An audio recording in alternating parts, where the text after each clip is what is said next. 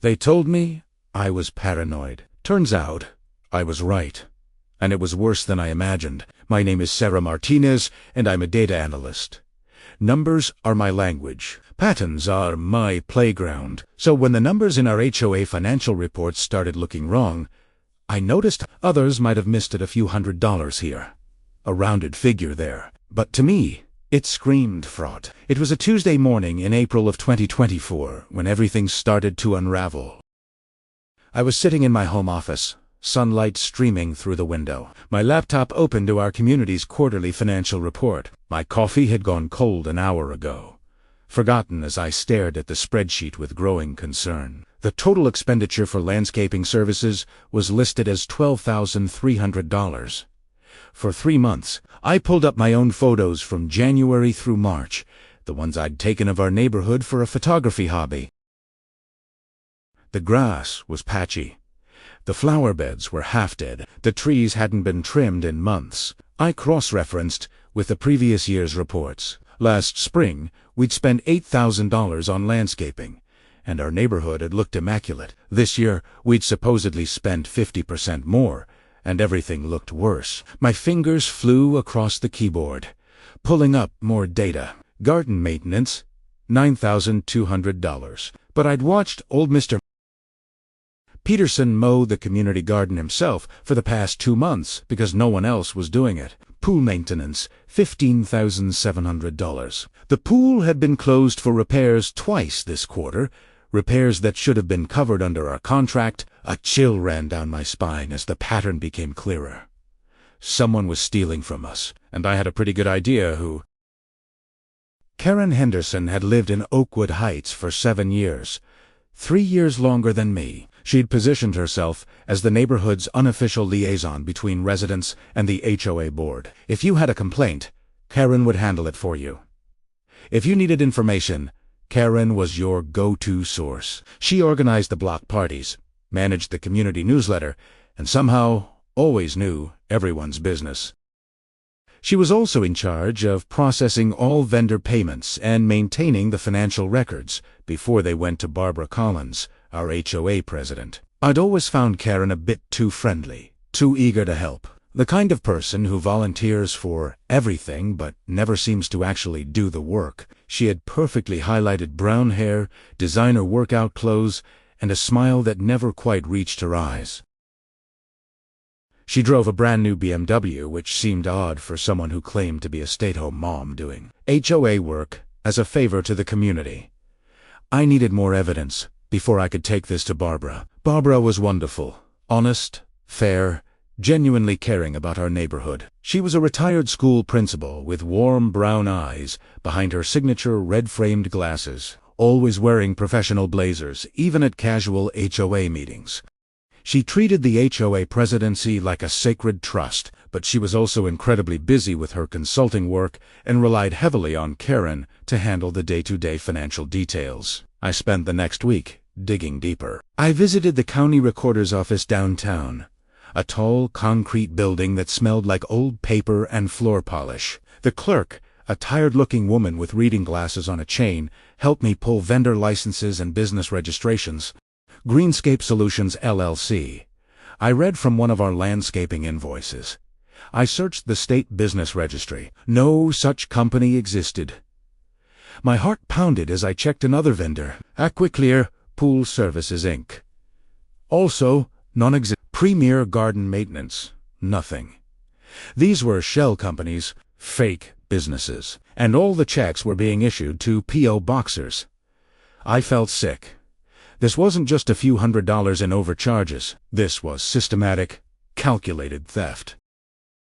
That evening, I decided to take a walk around the neighborhood. Not my usual route I wanted to observe.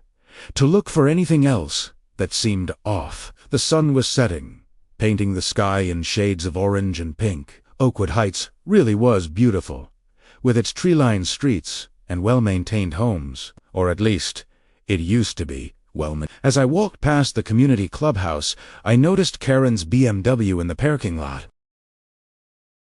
Oh, there was no scheduled meeting tonight. I checked my phone. 7:45 p.m. The clubhouse was supposed to be locked after 6. I approached quietly, my sneakers silent on the pavement. Through the window, I could see Karen inside the HOA office, a small room off the main clubhouse area. She was at the filing cabinet, pulling out folders and spreading papers across the desk. Even from outside, I could see she was working fast, checking over her shoulder every few seconds. I ducked behind a hedge and pulled out my phone, switching it to video mode. My hands were shaking, but I managed to capture Karen photographing various documents with her own phone, then replacing them in the files. At one point, she pulled out what looked like a checkbook, wrote something, then tucked it into her designer purse. My pulse raced. This was evidence of her accessing HOA records alone, after hours, clearly doing something she didn't want witnessed. But I needed more. Video of suspicious behavior wasn't enough. I needed to prove the money was actually being stolen, and I needed to connect it directly to Karen. The next morning, I called Barbara. We'd chatted at a few HOA events, and she'd always been kind to me. She answered on the third ring, her voice warm and professional. "Barbara, hi. It's Sarah Martinez from Oakwood Heights. Do you have a few minutes? I'd like to discuss some concerns about our financial reports." There was a brief pause. "Of course, Sarah. I actually have a few minutes right now if you'd like to come by my home office." "That would be perfect. I can be there in 20 minutes. Barbara's house was a charming colonial, with a well-tended garden clearly maintained by her own hands, not any fictional landscaping company. She met me at the door with a welcoming smile, her blonde hair pulled back in a neat bun, wearing a crisp white blouse and those distinctive red glasses. Come in," she said, leading me to a cozy office filled with books and family photos. "Can I get you some coffee or tea?" "Coffee would be great, thank you." As she poured from a carafe, I noticed how organized everything was. Color-coded binders lined one shelf, each labeled with different HOA categories. This was someone who took her responsibilities seriously. "So," Barbara said, settling into her chair and giving me her full attention, "what concerns did you want to discuss?" I pulled out my laptop and opened my analysis. "I've been reviewing our quarterly financial reports, and I've noticed some inconsistencies that trouble me. For example, our landscaping expenses have increased by 50% compared to last year, but the actual condition of our common areas has deteriorated." Barbara leaned forward, her expression shifting from polite interest to genuine concern. She reached for her own laptop. "Let me pull up the reports. Karen usually gives me a summary, but I should look at the details." "That's actually part of what concerns me," I said carefully. "I don't want to make accusations without evidence, but I think someone needs to verify the vendors we're using." I checked a few of the company names, and they don't appear to exist in the state business registry. Barbara's fingers froze over her keyboard. "What do you mean? They don't exist?" I showed her my research, the searches I'd done, the lack of business licenses, the P.O. box addresses. With each piece of evidence, her face grew paler. "Sarah? These are serious allegations," she said quietly. "If what you're suggesting is true, ... double quotes, I know. That's why I wanted to talk to you first. I think we need to conduct an audit, but it needs to be done carefully." Barbara nodded slowly, but I could see worry creeping into her expression. "Let me review this more thoroughly. Can you send me your research? I'll need to consult with the other board members, and possibly our attorney. Of course, I just want to help protect our community."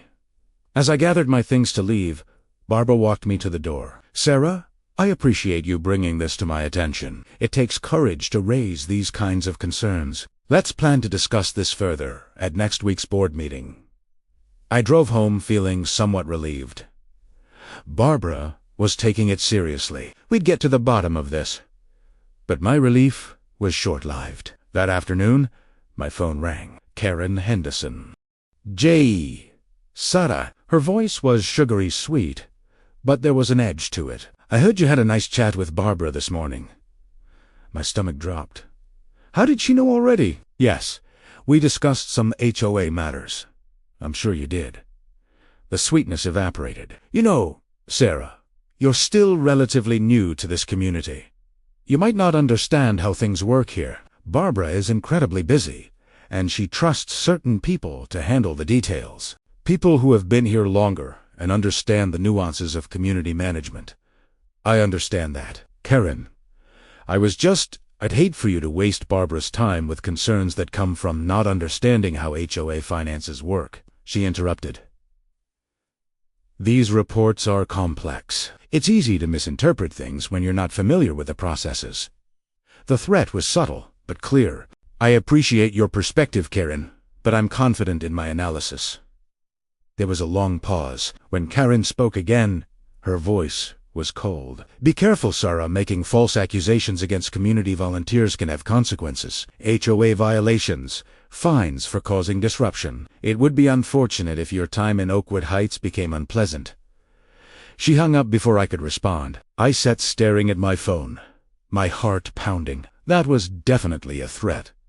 Karen knew I was on to her, and she was trying to intimidate me into backing off.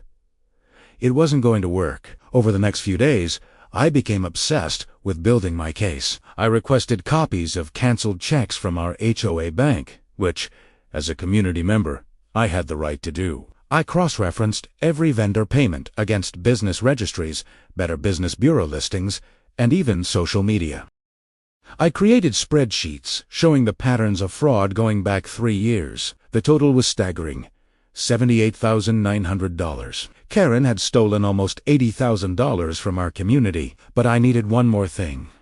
I needed to prove Karen was directly receiving this money. The fake companies were registered to P.O. Boxers, but where did the checks actually go after they were cashed? That's when I had an idea. It was risky, possibly illegal, but I was running out of options. I waited until the following Tuesday, when I knew Karen had her weekly tennis game at the country club from 10 to noon. I'd verified her schedule through the club's online court reservations. She was consistent as clockwork. At 10:15, I parked 2 streets away from her house and walked through the neighborhood greenbelt that connected to her backyard. My hands were sweating, my heart racing. What I was about to do was definitely not something a data analyst normally did. Karen's house backed up to the wooded common area. Her home office window was visible from the tree line. I positioned myself behind a large oak tree, pulled out my phone, and waited. Nothing happened for 20 minutes. I was starting to think this was a terrible idea when I saw movement through the window. Someone was in Karen's office, but Karen was at tennis. I'd seen her car leave. A man appeared in the window, tall, balding, wearing a polo shirt. He was at Karen's desk, opening drawers, looking through papers. He pulled out a folder and started photographing documents with his phone. What the hell was happening? Was Karen being robbed? Should I call the police? Then the man turned, and I saw his face more clearly. He was smiling, calm, methodical. This wasn't a robbery. He knew exactly what he was looking for.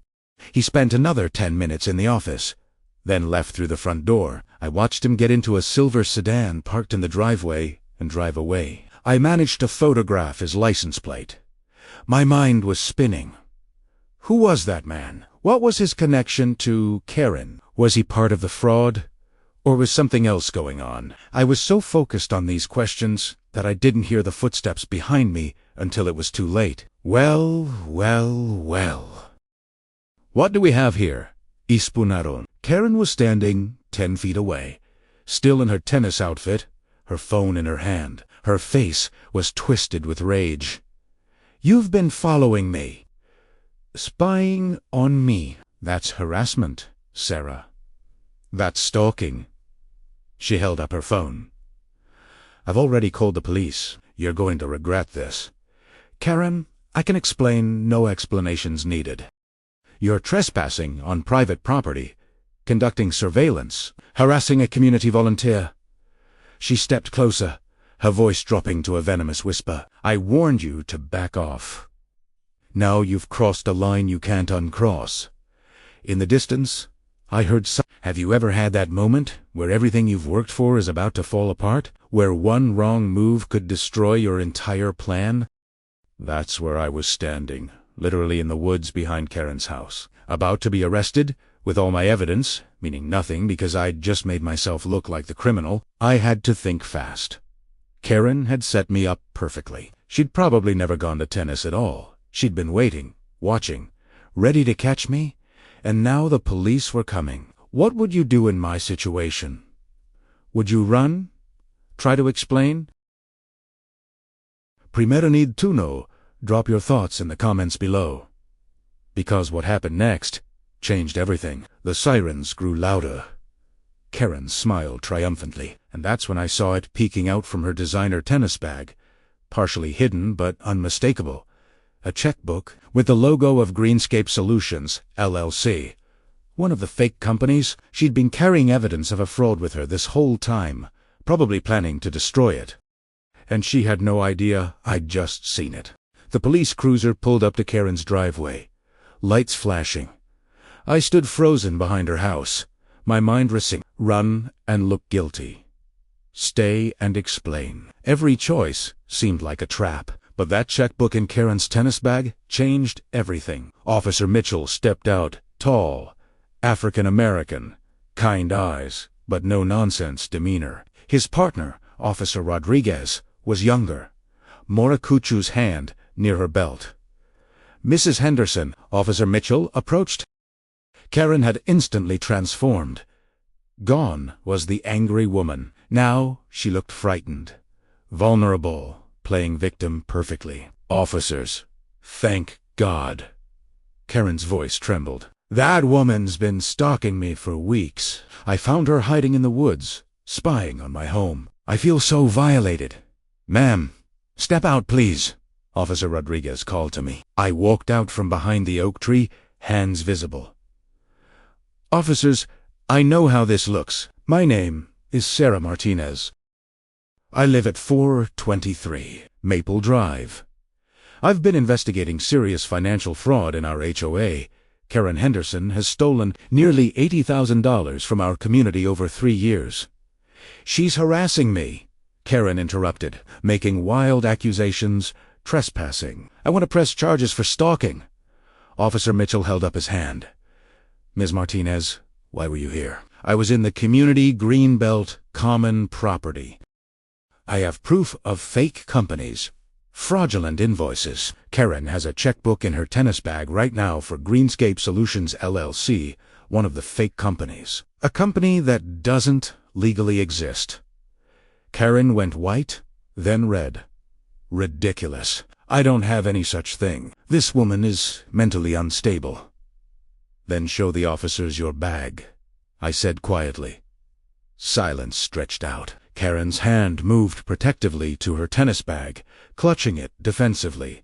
I don't have to show you anything. This is harassment, invasion of my privacy. Officer Mitchell's expression shifted. Mrs. Henderson, if you voluntarily show us your bag, it would clear this up quickly.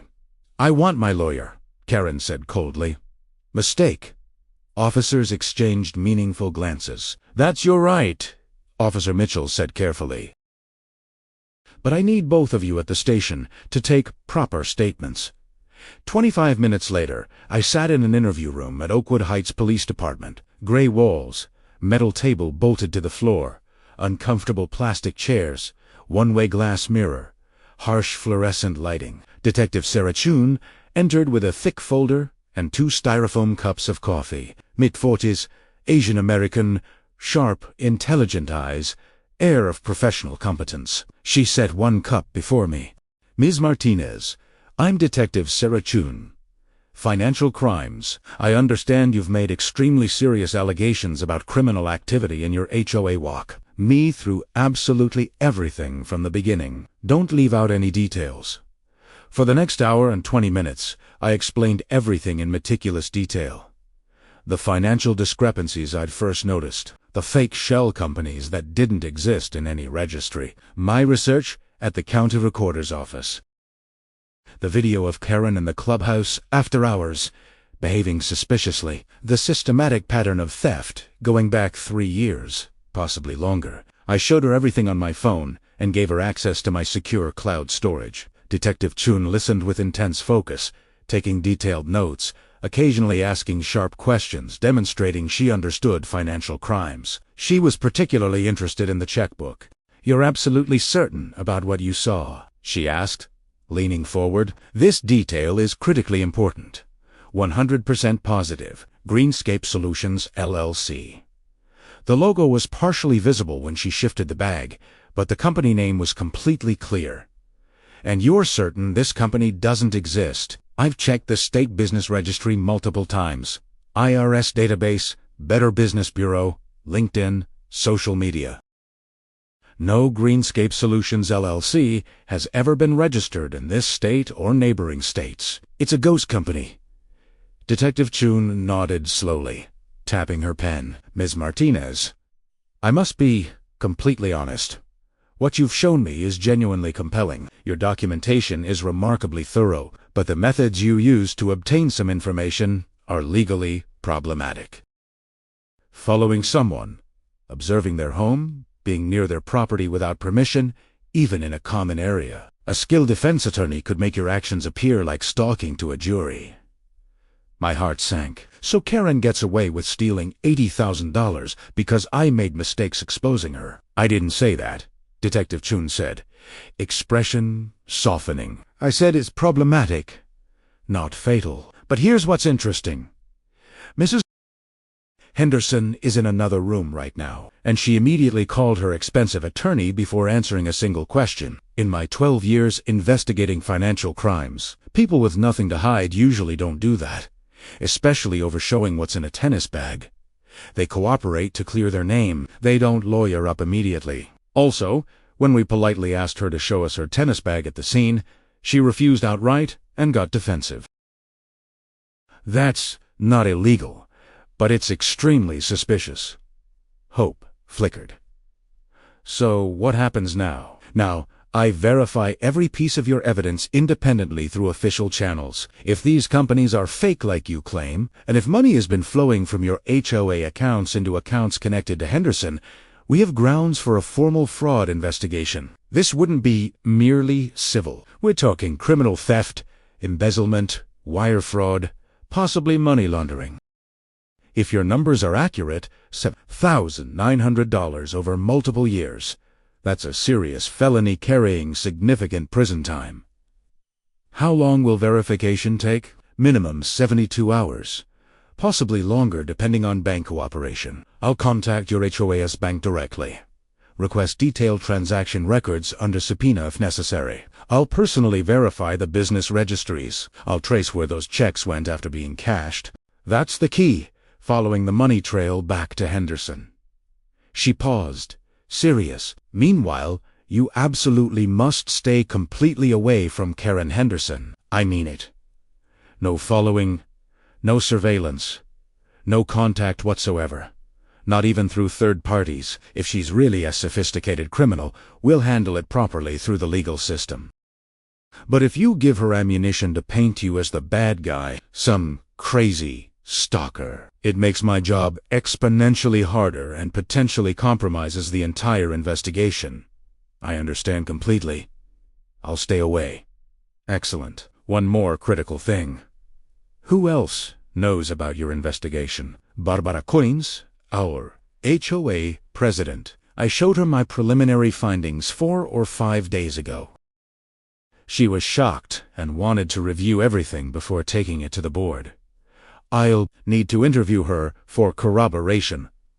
Can you provide her complete contact information?" I gave Detective Chun Barbara's cell number, email, and home address. She walked me out with a firm warning to keep quiet about the active investigation and stay completely away from Karen.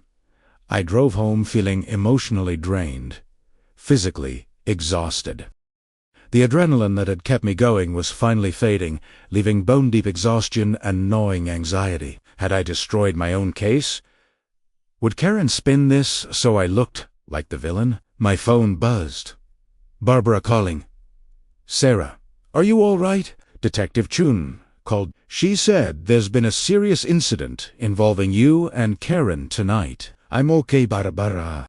It's complicated, but police are now officially investigating Karen for embezzlement." "Oh my God!" Barbara's voice shook. "Sarah, I've been going through all the records since we talked, Really digging deep into everything. You're absolutely right about all of it. The discrepancies are everywhere once you look carefully. I can't believe I didn't see this before. I feel like such a complete fool. I trusted Karen so completely. She's been volunteering for years, always so helpful and organized. That's exactly how sophisticated con artists operate. Barbara, they're not obvious criminals. They systematically build trust over long periods, make themselves indispensable, then quietly exploit the system from inside. It's a sophisticated long-term strategy. I should have caught it earlier. I'm the president. This happened on my watch. You're not a fool. You're a good, honest person who expected others to be honest too. That's not a character flaw. That's what makes you a good leader. Long pause. Detective Chun wants me at the station tomorrow afternoon to provide all our HOA records and give a formal statement. She also very strongly suggested I call an emergency HOA board meeting to discuss potential legal action. That's a very good idea. The board needs to know. Sarah, I want you at that meeting. You discovered this. The board needs to hear directly from you. We scheduled the meeting for Friday evening, 2 days away. It would give Detective Chun time to conduct initial investigation and verify my findings, and give me time to prepare a comprehensive presentation. The next 48 hours were agonizing. I kept obsessively checking my phone, expecting ...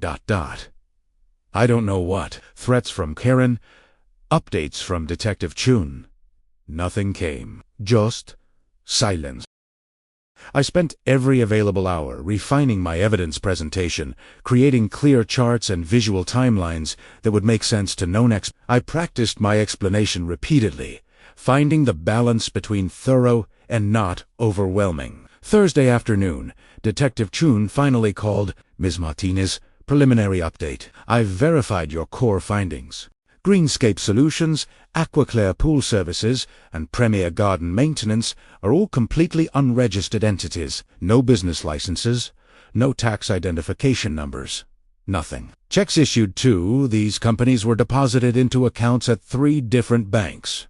Classic money laundering technique. I'm working on getting actual account holder information. That requires formal warrants, which takes time, but we're moving forward.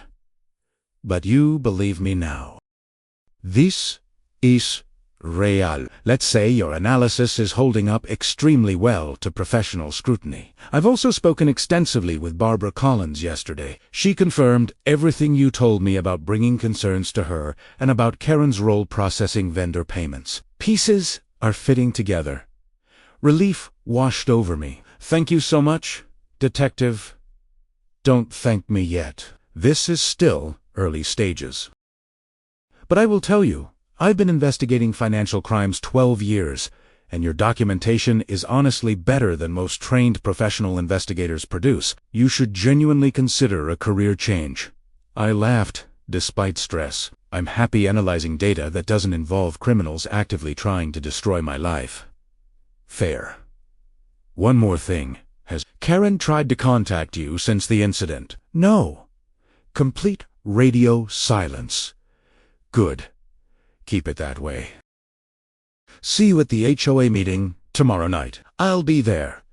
Friday evening arrived too quickly. Emergency board meeting scheduled for 7 p.m. at the community clubhouse, the exact building where I'd filmed Karen acting suspiciously 1 week earlier. I arrived at 6:40 p.m.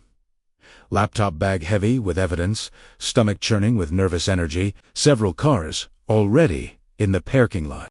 Barbara's sensible sedan, board treasurer's electric vehicle, and Detective Chun's unmarked police car. Inside, the meeting room was arranged with folding chairs in neat rows facing a long table where board members would sit. Already, 20 residents had gathered early, whispering urgently. News had definitely leaked. Not surprising, in a close-knit community. Barbara greeted me at the entrance. She looked exhausted. Signature red glasses slightly askew, normally perfect blonde hair pulled into messy bun. Sarah, thank you for coming. I know this hasn't been easy. How are you holding up? Honestly, I'm absolutely furious at Karen for betraying everyone's trust, at myself for not seeing it sooner, at this whole terrible situation. She lowered her voice to barely a whisper. Detective Chun pulled me aside before you arrived. She said she's obtained enough concrete evidence to arrest Karen tonight. My eyes widened. Tonight? After the meeting? Yes. She wants us to address the community first. Explain clearly what's happened. Give people accurate information before rumors spread. Then she'll take Karen into custody immediately afterward. Is Karen actually here? Barbara shook her head firmly. She was officially invited to attend, to defend herself if she wished. She declined through her lawyer. Her attorney sent an extremely aggressive letter threatening to sue the HOA as an entity. Me personally as president, and you personally for defamation, harassment, and intentional infliction of emotional distress. Of course, classic intimidation tactic. At exactly 7 p.m., Barbara called the meeting to order with 3 sharp raps of her gavel. The room fell into immediate silence. Every chair filled. More residents stood along walls and in the doorway. Word had definitely spread throughout the community. Thank you all for coming on such short notice, Barbara began, voice steady despite obvious emotional stress. We've called this emergency meeting to address extremely serious concerns that have been brought to the board's attention regarding our community finances and financial management practices. Formally introduced me and asked me to present my complete findings. I stood on slightly shaky legs, connected my laptop to the projector, took a deep breath. 3 weeks ago, I noticed something strange in our quarterly financial report, I began, voice stronger than I felt. The screen behind me displayed my first slide. Simple but damning comparison of landscaping costs year over year. This year, we paid 50% more for landscaping services than last year, but the actual quality of work clearly and dramatically declined.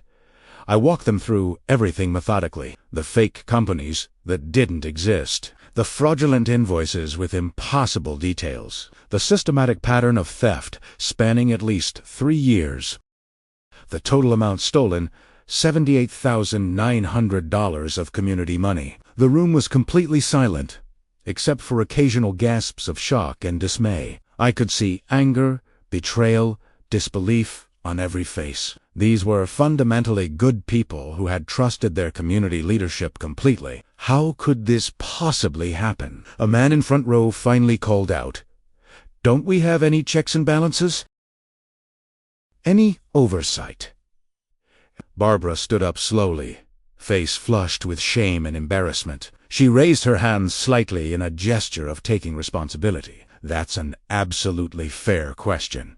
And I want to take full personal responsibility for this oversight failure. Karen Henderson was trusted to process all vendor payments and maintain initial financial records before they came to me for review.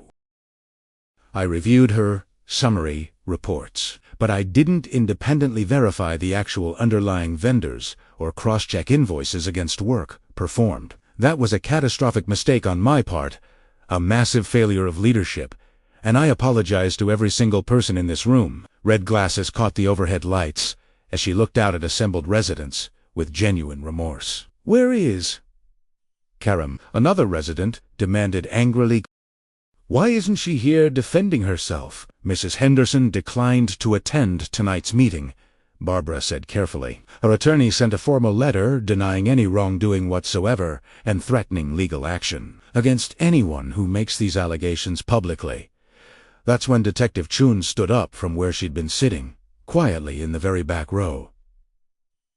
"Good evening. I'm Detective Sarah Chun with the Oakwood Heights Police Department Financial Crimes Unit. I've been actively investigating Ms. Martinez's allegations for the past 72 hours. I can officially confirm that the companies in question, Greenscape Solutions, Aquaclear Pool Services, and Premier Garden Maintenance, do not exist in any legal registry. Checks were definitely issued by your HOA to these completely fictitious entities. We are treating this as an active criminal embezzlement investigation." The room absolutely erupted. Everyone talking at once, asking questions, expressing outrage and betrayal. Barbara banged her gavel repeatedly to restore order. "What happens to Karen now?" someone asked loudly.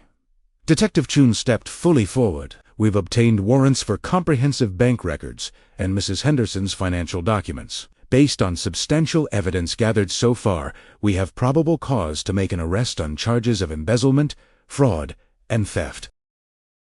I'll be personally executing that arrest warrant tonight. Visible ripple of grim satisfaction went through the crowd. Justice was finally coming, but I felt cold uneasiness settling in my stomach.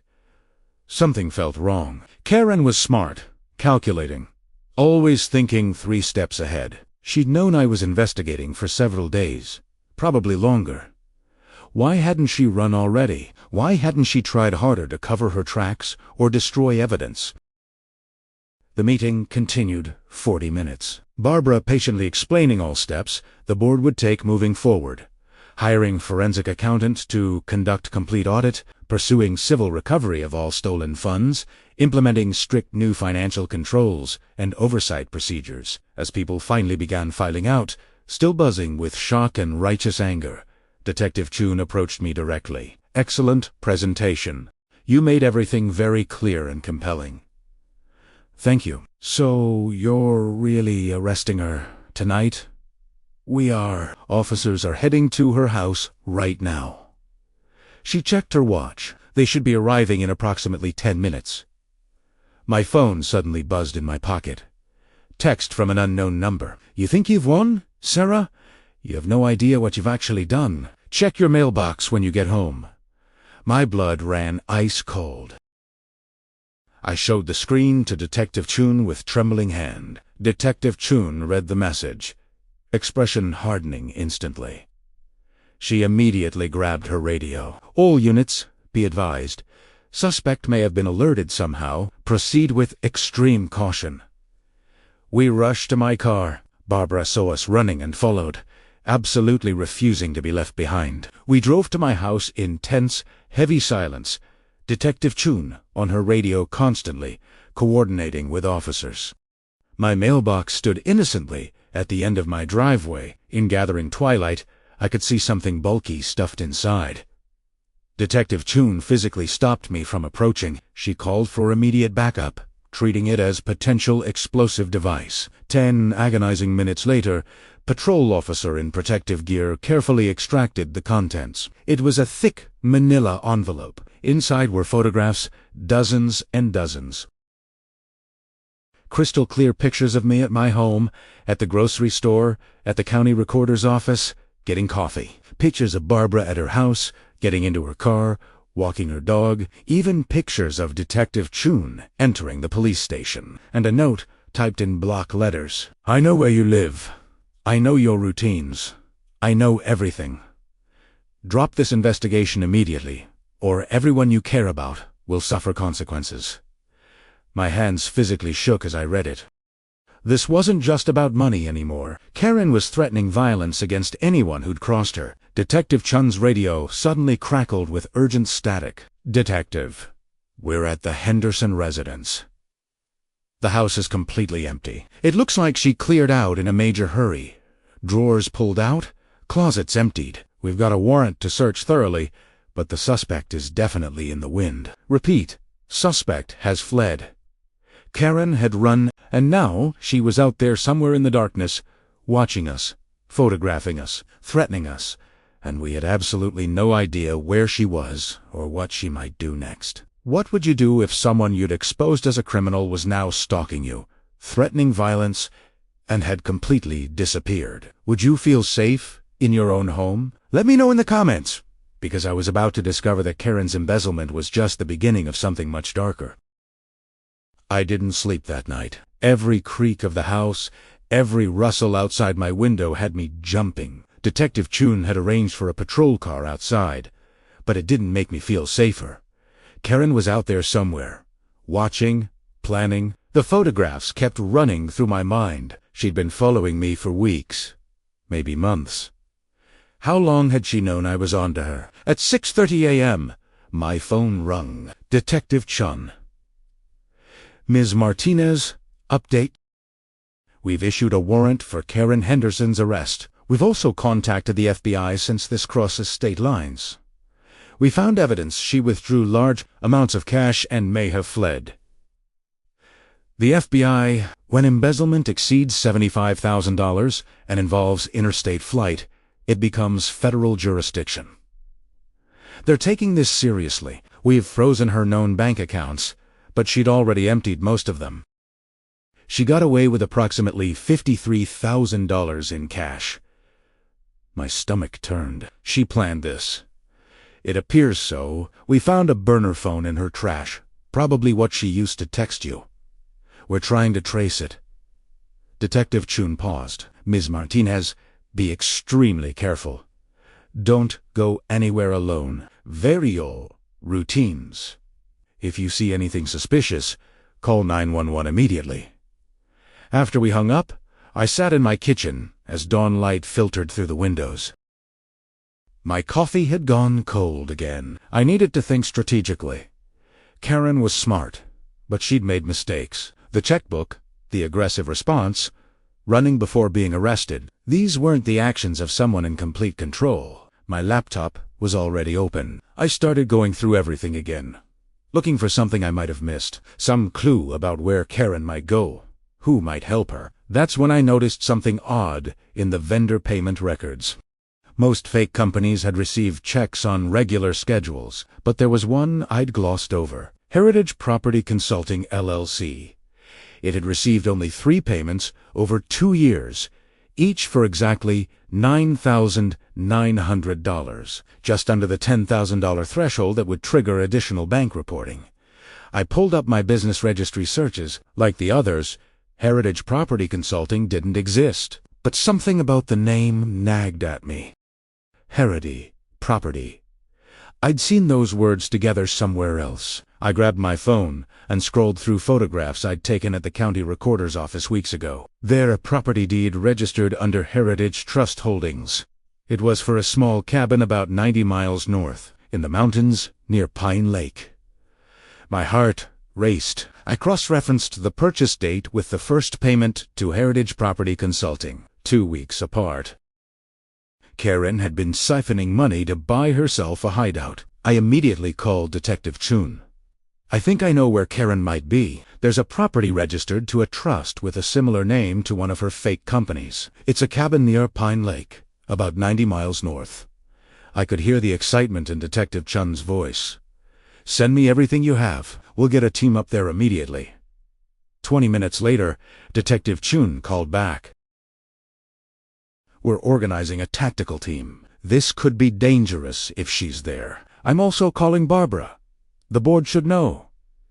Can you meet us at the station in an hour? At the police station, Barbara was already waiting in the conference room, looking exhausted but determined. Her red glasses were slightly crooked, and she'd clearly dressed in a hurry mismatched cardigan over her blouse. Sarah. Barbara hugged me tightly. I've been so worried. I barely slept thinking about those photographs, those threats. Detective Chun entered with several other officers and 2 people in FBI wing. Everyone, this is Special Agent Rodriguez and Special Agent Kim from the FBI. They'll be coordinating the operation to locate and apprehend Karen Henderson. Special Agent Rodriguez was a tall woman in her 50s with steel-gray hair and an air of complete authority. Senora Martinez, I understand you discovered the potential location of our suspect. Walk me through your analysis. I explained everything. The Heritage Property Consulting payments, the property trust, the timing, the pattern. Agent Rodriguez listened intently, nodding occasionally. Solid detective work, she said. We're sending a team to the Pine Lake property within the hour. If Henderson is there, we'll bring her in. If not, we'll search for evidence of where she might have gone. Can I come with you? I asked. I want to see this through. Agent Rodriguez shook her head firmly. Absolutely not. This is a law enforcement operation. If Henderson is there and feels cornered, she could be dangerous. We can't have civilians at risk. Barbara spoke up, her voice steady despite obvious nervousness. What do Sarah and I do in the meantime? Just sit here and wait. We've been threatened. Our community has been violated. I understand your frustration, Agent Rodriguez said, tone softening slightly. "But the best thing you can both do is stay safe and let us handle this professionally. We'll update you as soon as we have information." The next 4 hours were torture. Barbara and I sat in the conference room, drinking terrible coffee, barely talking. Every time footsteps approached in the hallway, we bought and said. Finally, at 2:47 p.m., Detective Chun and Agent Rodriguez entered. Their expressions were grim. "We found the cabin," Detective Chun said. "Karen was there, but she'd already packed and was preparing to leave. We caught her loading a car with supplies and more cash. She didn't resist arrest." Relief flooded through me. "She's in custody. She's being processed right now." We found substantial evidence at the cabin: financial records, fake IDs, evidence of additional fraud schemes we weren't aware of. "This goes deeper than just your HOA." Barbara gasped. "Additional schemes? How much are we talking about?" Agent Rodriguez sat down across from us. "From what we've uncovered so far, Karen Henderson was running similar embezzlement operations in at least 3 other HOAs in neighboring counties over the past 7 years. The total amount stolen appears to exceed $230,000. I felt dizzy. $230,000. Karen hadn't just stolen from us, she'd made a career out of it. "We also found something else," Detective Chun said quietly. "Plans. Karen had detailed plans for each of you. She pulled out plastic evidence bags containing printed documents. She'd been researching your daily routines, your families, your vulnerabilities. She was planning something, though we're not sure exactly what yet." The room fell silent. Barbara's hands were shaking as she stared at the evidence bags. "She was going to hurt us," Barbara whispered. "Wasn't she?" "We don't know for certain," Agent Rodriguez said carefully, "but the level of detail in these documents suggests she was planning some kind of action beyond just fleeing. You're both very fortunate that Ms. Martinez's detective work led us to her quickly." "What happens next?" Barbara asked. "With the legal case, Karen will be arraigned tomorrow morning on federal charges: wire fraud, embezzlement, interstate flight to avoid prosecution, and several other counts. Given the amount involved and her flight risk, we'll be arguing for no bail. If convicted on all counts, she's looking at 12 to 15 years in federal prison minimum." 12 to 15 years. It seemed like both too much and not enough for the damage Karen had caused. We left the police station as the sun was setting. Barbara and I stood in the parking lot for a moment, neither of us quite ready to leave. "Sarah, I can't thank you enough," Barbara said, her voice thick with emotion. "If you hadn't noticed those discrepancies, if you hadn't been brave enough to investigate, despite Karen's intimidation, ... I don't want to think about how much worse this could have gotten. I just did what anyone should do when they see something wrong." "No," Barbara said firmly. She raised her hand and placed it on my shoulder. "What you did was extraordinary. You stood up to a dangerous criminal when it would have been easier and safer to ignore it. The community owes you everything." 3 days later, the HOA held another emergency meeting. This time, the atmosphere was completely different. Instead of shock and anger, there was relief and gratitude. Barbara opened the meeting at the community center. We'd moved to the larger venue because so many residents wanted to attend. More than 80 people packed the room. As you all know by now, Karen Henderson has been arrested and is facing federal charges for embezzling from our community and 3 others. Thanks to Sarah Martinez's investigation, she will face justice. Barbara gestured to me, and the room erupted in applause. I felt my face flush as everyone turned to look at me. Several people were on their feet, clapping enthusiastically. When the applause died down, Barbara continued, "I want to take full responsibility for the oversight failures that allowed this to happen. I've submitted my resignation as HOA president." "Effective no." Several voices called out at once. "Barbara, you can't resign," an older man in the front row said. "You were a victim too. You trusted someone who turned out to be a con artist. That's not your fault." "He's right," a woman added. "What we need now is your experience to help us rebuild and make sure this never happens again." Barbara's eyes filled with tears behind her red glasses.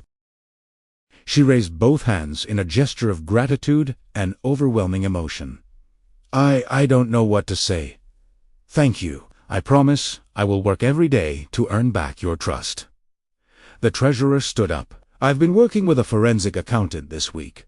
We've traced every fraudulent payment Karen made. The total stolen from our HOA specifically was $78,942. The good news is that Karen had insurance through the HOA management position and her assets are being seized. We expect to recover approximately $65,000 to $70,000. What about the rest? Someone asked. We'll pursue civil remedies, but honestly, Karen doesn't have enough assets to cover everything she stole from all 4 HOA. However, the FBI has indicated that victims may be eligible for restitution through the federal court system as part of her sentencing. The meeting continued for another hour, with Barbara and the board outlining new financial controls, dual signatures on all checks, quarterly independent audits, monthly detailed financial reports to all homeowners, and a new oversight committee. As the meeting wrapped up, dozens of residents came up to thank me personally. Mrs. Chun from 2 streets over brought me homemade cookies. Mr. Peterson, who'd been mowing the community garden himself, shook my hand vigorously and said, "I'd saved the neighborhood." Later that evening, I sat on my back porch with a glass of wine, finally allowing myself to relax. My phone buzzed with a text from Detective Chun. "Wanted to give you an update. Karen was denied bail. She's going to remain in federal custody until trial." Also, 3 more victims came forward from other states. The FBI is building a massive case. You should be proud. You'd stopped a serial fraud scheme that's been operating for over a decade, Oberedic. I thought about all the families Karen had hurt, all the communities she'd betrayed. Another text came through, this one from Barbara. The board met privately. Tonight, we'd like to officially appoint you to the new Financial Oversight Committee. Will you accept? We need someone with your analytical skills and integrity. I smiled and typed back, I'd be honored. As I sat there watching the stars come out, I realized something important. This whole experience had started because I'd noticed something was wrong and refused to look away. I'd been scared, threatened, intimidated, but I'd kept pushing forward because it was the right thing to do. The next morning, I woke up to my phone ringing. A reporter from the local newspaper. "Señora Martinez, I'm calling about the HOA embezzlement case. We'd like to do a story about how you uncovered the fraud. Would you be willing to be interviewed?" I hesitated. Part of me wanted to say no, to just return to my quiet life. But then I thought about all the other HOAs out there, all the other communities that could be protected if people knew what to look for. "Yes," I said, "I'll do the interview. But on one condition, you have to include information about the warning signs of HOA fraud. Other communities need to know how to protect themselves." The reporter agreed enthusiastically. 3 weeks later, the article ran on the front page. Data analyst uncovers major fraudring, how one woman's attention to detail brought down a serial embezzler. The article included everything: the fake companies, the pattern of theft, the investigation, Karen's arrest. But more importantly, it included a sidebar with tips for detecting financial fraud in nonprofits and small organizations. Within days, I started receiving emails from people all over the state. Some were thanking me. Others were asking for advice because they suspected fraud in their own communities. 2 contacted me to say that after reading the article, they'd checked their own HOA finances and found suspicious patterns. Barbara and I met for coffee that Saturday morning at our favorite cafe downtown. "You know," Barbara said, stirring her latte thoughtfully, "I've been thinking you have a real gift for this kind of investigation. Have you ever considered doing it professionally?" "What do you mean?" "Forensic accounting, financial investigation, consulting for HOAs, and nonprofits on fraud prevention." She smiled. "You're already getting inquiries. Why not make it official?" I'd been thinking the same thing. Actually, my regular data analyst job felt less satisfying now. I'd gotten a taste of doing work that really mattered. Work that protected people and brought criminals to justice. Maybe, I said. I'd need training. Certifications, probably. You'd be amazing at it, Barbara said confidently. My phone buzzed. Detective Chun wanted to give you a heads up. Karen's trial date has been set 63 days from now. The prosecutor's office wants to know if you'd be willing to testify. Absolutely, I replied without hesitation. Good. Fair warning. Her defense attorney is going to try to paint you as overzealous, possibly even claim you violated her rights during your investigation. You'll need to be prepared for that. I'm ready, I said. And I meant it, because the truth was on my side. The evidence was on my side. And most importantly, justice was on my side. Karen had made one critical mistake in her decade-long crime spree. She'd targeted a community that had someone who paid attention, someone who asked questions, someone who refused to look the other way. She'd targeted me, and that was the mistake that brought her entire scheme crashing down. So here's my question for you. Have you ever noticed something suspicious in your community finances? Have you ever had that gut feeling that something wasn't right but ignored it because you didn't want to cause trouble? Let me know in the comments, because speaking up might just save your community thousands of dollars and bring a criminal to justice. The warning signs are there if you know what to look for. 63 days felt like both an eternity and no time at all. The trial date loomed ahead, and I spent every spare moment preparing with the prosecutor's office. Assistant U.S. Attorney Michael Chun was handling the case, and he was meticulous. Karen's defense attorney is going to attack your credibility, Michael warned me during one prep session at the federal courthouse downtown. They'll say you had a personal vendetta, that you violated her privacy, that you conducted an illegal investigation. You need to stay calm and stick to the facts. I understand, I said. Everything I did because I saw evidence of a crime and reported it to proper authorities. Good. Remember that? You're not a vigilante.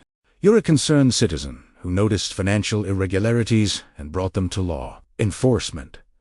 Barbara attended several prep sessions with me. As HOA president, she would also testify about the financial structure and how Karen had exploited her position of trust. I keep thinking about how close she came to getting away with it, Barbara said one afternoon as we left the courthouse. Spring air was warm, cherry blossoms blooming along the sidewalk. If you hadn't been paying attention, double quotes, but I did, I said, and now she's going to face justice. The trial began on a Monday morning. In late May, the federal courthouse was imposing all marble columns and high ceilings.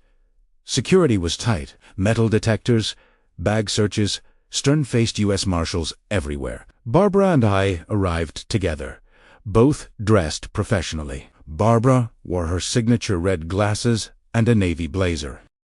I'd chosen a gray suit that I hoped conveyed competence. The courtroom was surprisingly full. Residents from our HOA had come to watch. Representatives from the other 3 HOS Karen had victimized were there too. Several reporters sat in the press section. And there, at the defense table, sat Karen Henderson. First time I'd seen her since that confrontation in the woods. She looked different. Thinner, paler, hair pulled back in a simple ponytail.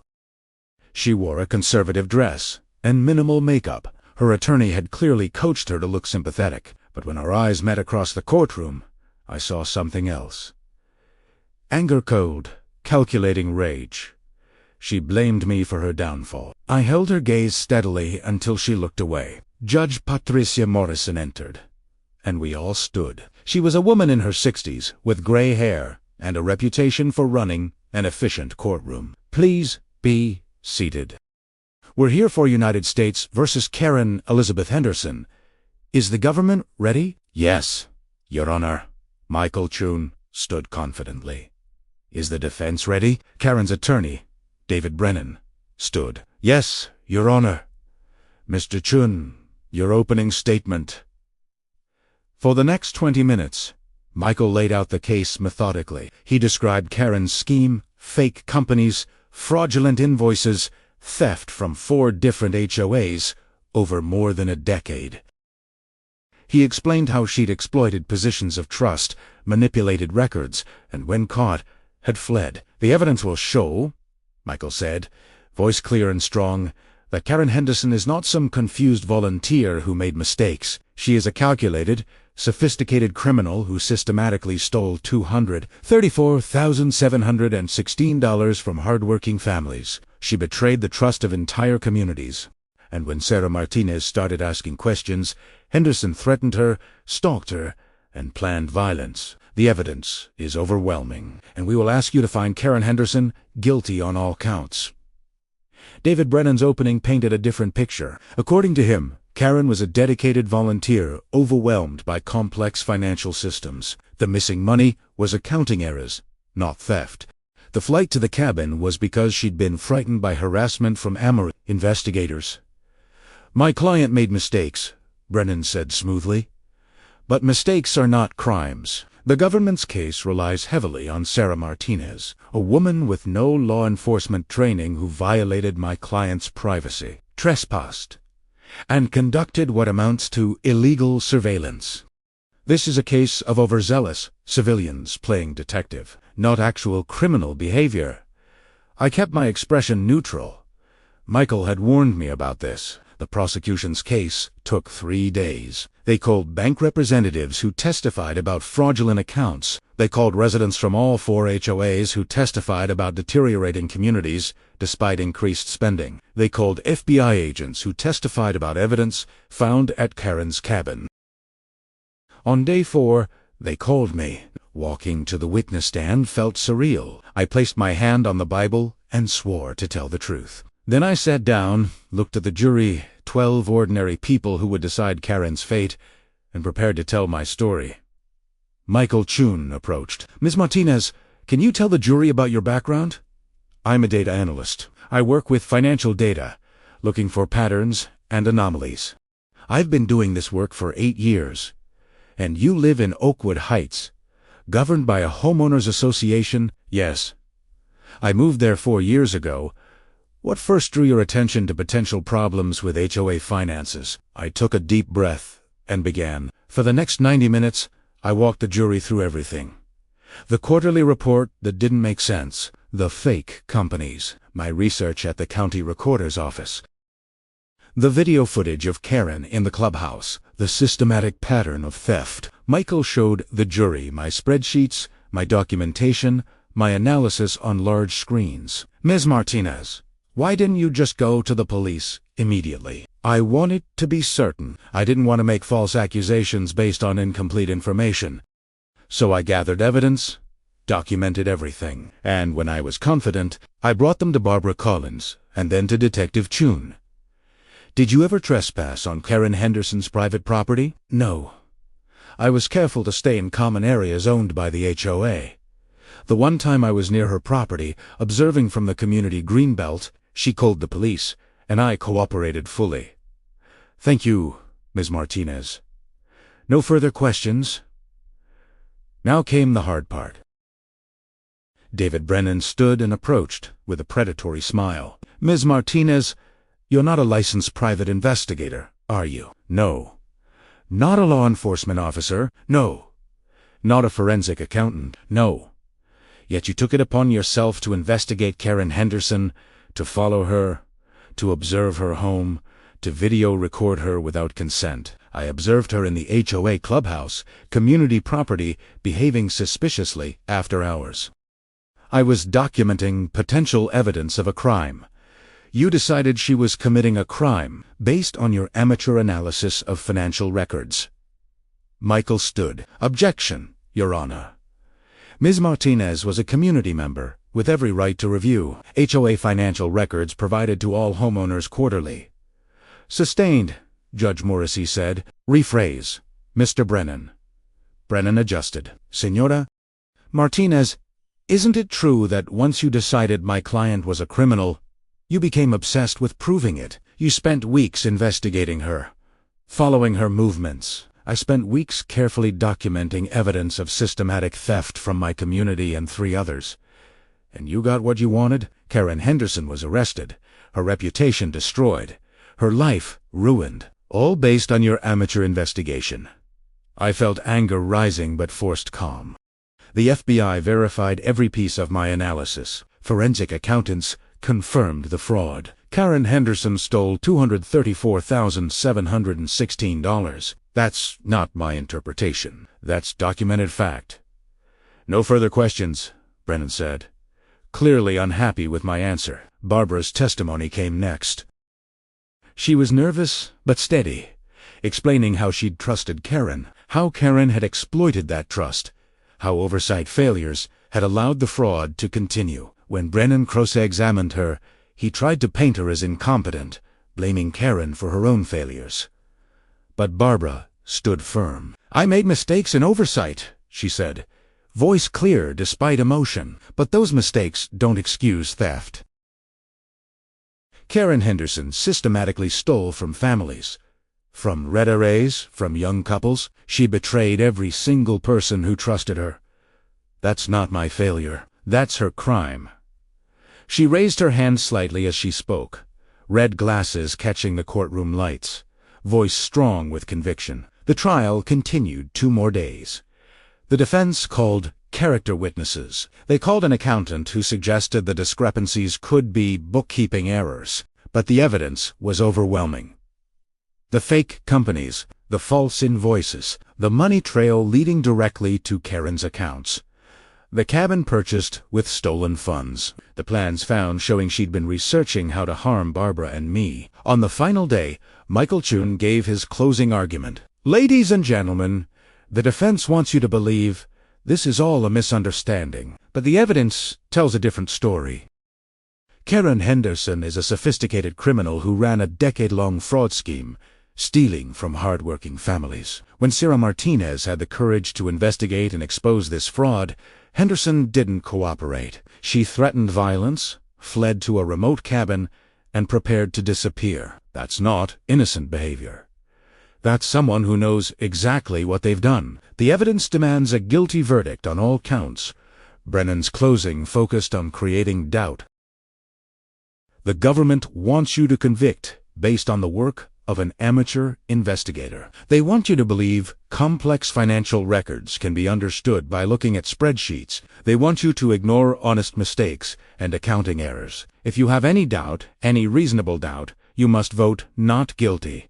The jury deliberated for 6 hours. Those were the longest 6 hours of my life. Barbara and I waited in a small room down the hall, barely able to eat or drink.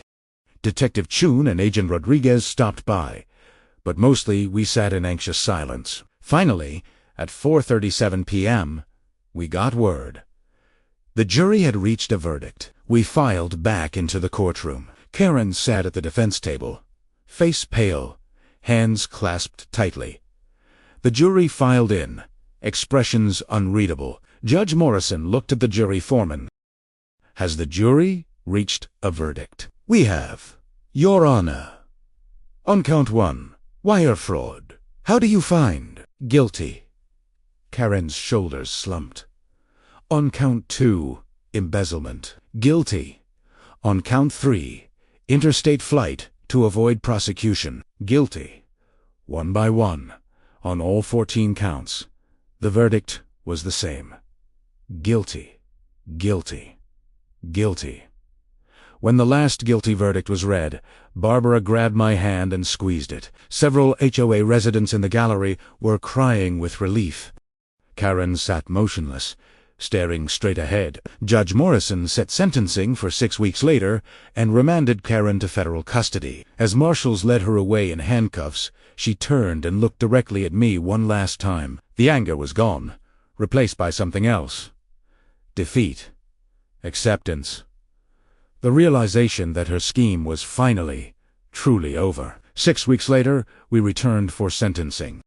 The courtroom was packed. Victims from all 4 HOAs had come to give impact statements. Barbara spoke first, describing the betrayal of trust, the damage to community relationships, the financial hardship many families had suffered. An elderly man from another HOA spoke about delaying medical treatments because of special assessments levied to cover Karen's theft. A young mother described how her family had almost lost their home because HOA fees kept rising while services disappeared. When my turn came, I walked to the podium and looked directly at Karen. "You didn't just steal money," I said. "You stole something more valuable. Trust. You made people afraid to volunteer, afraid to serve their communities, afraid that anyone offering to help might be taking advantage. You damaged something fundamental about community life. And you did it with such calculation that you endangered anyone who tried to stop you. I hope your sentence reflects not just what you stole, but the damage you caused to basic human trust." Judge Morrison listened to all impact statements, reviewed the pre-sentencing report, and then addressed Karen directly. "Ms. Henderson, you had every opportunity to do the right thing. When Ms. Martinez began asking questions, you could have cooperated. When police investigated, you could have been honest. Instead, at every turn, you chose deception, intimidation, and flight. Your crimes were not momentary lapses. They were systematic, calculated, and continued for over a decade. You stole not from corporations or wealthy individuals, but from your neighbors, from people who trusted you. The guidelines recommend 10 to 12 years. I'm sentencing you to 14 years in federal prison, followed by 5-year supervised release and full restitution to all victims." 14 years. Karen closed her eyes as the sentence was read. She'd be nearly 60 when she got out. As we left the courthouse that day, the sun was shining. Barbara and I stood on the steps, watching people from all 4 HOAs talking, comparing experiences, sharing relief that justice had been served. "It's over," Barbara said softly. "It's over," I agreed. Detective Chun approached us, smiling. "Congratulations. You did it. You brought down a career criminal." "We did it together," I said. "I found the pattern, but you and Agent Rodriguez built the case." "Speaking of which," Detective Chun said, "the FBI wants to use your case as a training example. The systematic way you documented everything, it's textbook. They'd like you to consider consulting on HOA fraud cases." Really. You have a gift for this. There are a lot of communities that need people who know how to spot these schemes."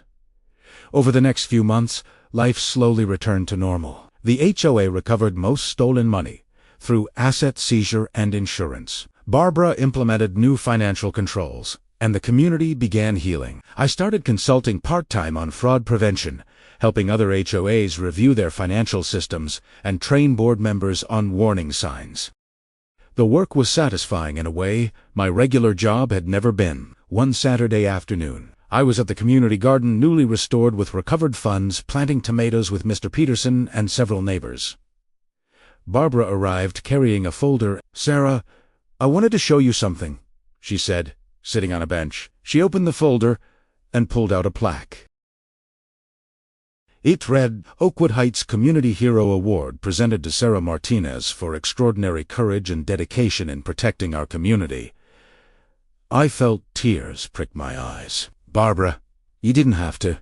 "Yes, we did," she said firmly. She raised both hands in a gesture of presentation, her red glasses glinting in the afternoon sun. The board voted unanimously. "We're presenting this at next month's annual meeting.